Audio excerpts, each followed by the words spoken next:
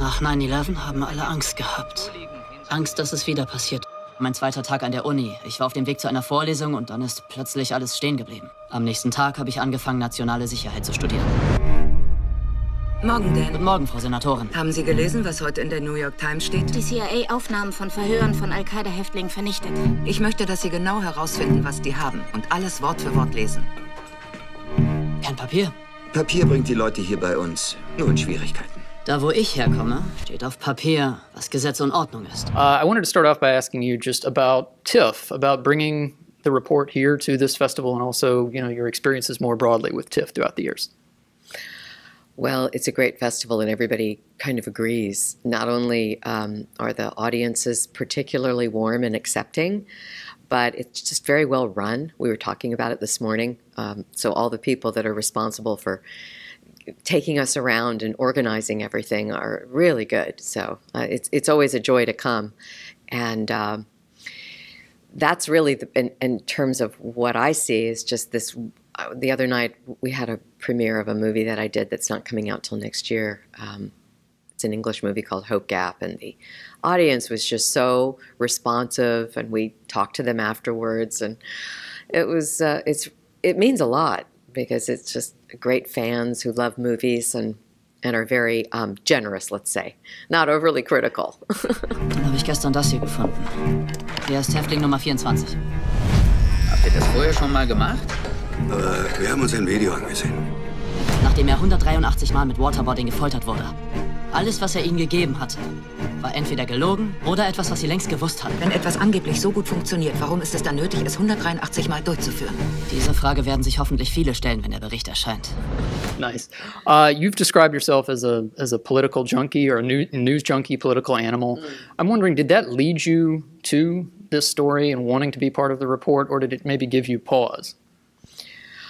Oh, I was thrilled to be asked. I just feel lucky that he asked me to do it. I didn't know Scott at that point, Scott Burns, who's the writer-director. So I'm just lucky that he asked me to do it. I read it and thought it was just so well crafted and got at something that's complicated to talk about, which is this CIA secret torture program that was instituted after 9/11.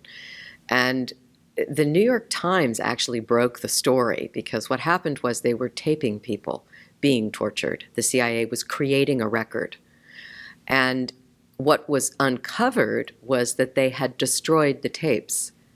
Obviously, they knew something was dangerous about what they were doing or they would not have destroyed the tapes. So that's what started the entire thing. Then there was a 2-year investigation into that, which Dan Jones also wrote, which is completely classified, which then led to the Senate Intelligence Committee voting to do an entire review and report on what had happened, which is what the movie's really about. Ich widerspreche vehement der Darstellung, die Sie hier versuchen zusammenzuschustern. Die Vereinigten Staaten foltern nicht. Ben, Sie sollten überlegen, was Sie sagen. Das Dokument können die nicht zerstören. Also nehmen die sich das nächstbeste. Sie. You play a real-life character, Senator Dianne Feinstein, whom we've met, and you said you didn't obviously talk with her about portraying her in this film, but I'm interested in the research you did on her and also the resource that Dan Jones, the real-life Dan Jones was, who worked for Dianne Feinstein for many, many years. How did they, I guess, those two things inform your process? Well, it's interesting. In studying Senator Feinstein, I did not speak with her. I didn't want to put her in that position. There's just so much to watch. I didn't, I used that. And I did talk to Dan Jones a lot, who knew her very well and worked for her for so long. So I wanted to be accepted that I was her, and then I wanted to just let the story really tell itself and the facts and the events speak for themselves. Interestingly, too, she's a person who, the way she presents herself, in my view, is real and authentic. And there isn't a big difference between when you speak to her privately and what you see publicly. Sometimes that's quite different with people, public people. I'm sure you see that all the time. So in that way, there isn't a big gulf between who she is if you happen to be lucky enough to sit and talk with her and who you see when she's sitting on the Senate Intelligence Committee or running it, as she used to, or the Judiciary Committee. she's the real deal. I think she always has been. Agency behauptet, Leben gerettet zu haben, aber in Wahrheit hat sie es unmöglich gemacht, einen Massenmörder wie den Sheikh anzuklagen. Weil wenn das, was wir ihm angetan haben, jemals vor Gericht rauskommt, ist das Verfahren schon gelaufen. Dieser Typ hat 9/11 geplant. Wir werden nicht zulassen, dass die Wahrheit von der Exekutive vertuscht wird. Die Absicht ist Information. Geschichte wird von Siegern geschrieben. Also müssen wir unsere Herangehensweise ändern. Das ist nun wirklich mehr als abwegig. Demokratie ist kompliziert. I think words matter so much in the story that the film is telling about the torture report, but also in Scott's script. The movie to me is sort of cleaved from any sense of stridency. How would you describe Scott as a filmmaker, though? Because I think the script, again, is kind of brilliant in its streamlining of a very difficult subject. The filming of it, though, how would you describe him kind of as a nuts and bolts filmmaker? You put that really well. I wish I could remember that so I could steal what you just said. The cleaving thing, that was really good. Scott is he's been a screenwriter for many years, obviously, very successful screenwriter. And often screenwriters, there's a part of it which is very frustrating, obviously, because it's a director's medium. That's what film's all about. He's also written plays, so that's more for the playwright, but so I think he feels incredibly liberated. I know he does. I've heard him talk about it. Not only liberated, but just gratified that when he's writing something, he can make all the decisions about where to put the camera and in his editing process. He had a lot of support and help, but he is so ready to be doing that, right? He's so ready to be directing. So he seemed.